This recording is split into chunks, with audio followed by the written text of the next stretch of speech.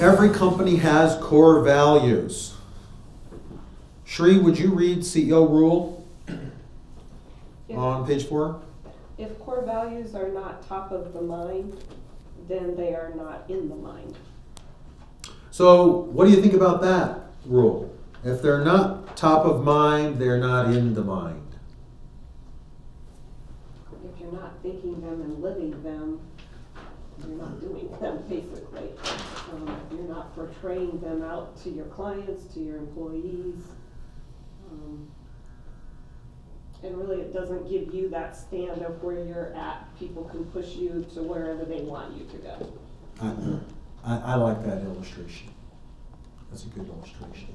Patrick? I think that's where the real disconnect is with businesses, is that, you know, if it's not top of mind, then it's not in the mind. And so what do you do every single day to build it into your systems? And from a prior corporate executive experience standpoint, it was built into our performance management system. So people had to self-report what behaviors, what decisions were made predicated on those core values. And so we had a way of taking account for those and holding people accountable and rewarding for the, you know, the embracement of those values. But I think this is where the slippage is. And you can talk it, you can display it, and when it comes right down to what does it mean for me, for that $15 an hour worker, and what is it that you want me to do to embrace these things, that's where I think the real opportunity is. And that just brings me up, you know, the illustration is, you know, you might have, you know, your core value, but what are the behaviors, right? What are the behaviors that prove out those core values? And how do we connect?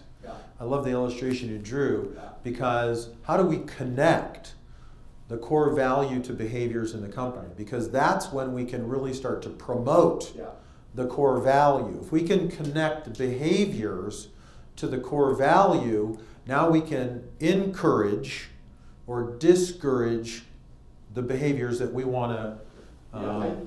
I think that's a key point there, and if you just have core values and you state those within the organization, you're going to create more chaos and lack of clarity and understanding of what you actually mean when you define the behaviors.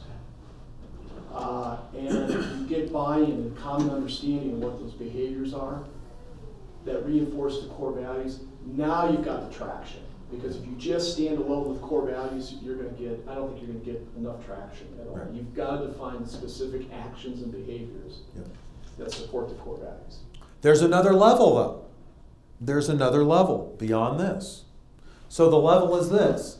So I have core values that point to behaviors, but then those behaviors then generate very specific results. So now my core values point to behaviors that give us results. And then it's these results that then prove out our core values. So it really is a cycle. And this is, you know, the very positive and side of it. There's the negative side as well, right? Because you can sort of take the negative. Maybe you have someone who's tardy all the time, right?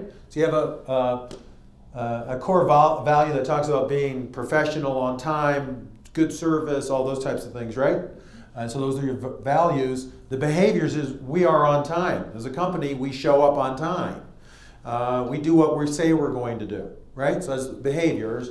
The results in that case of being tardy are breaking the results. We did not show up on time.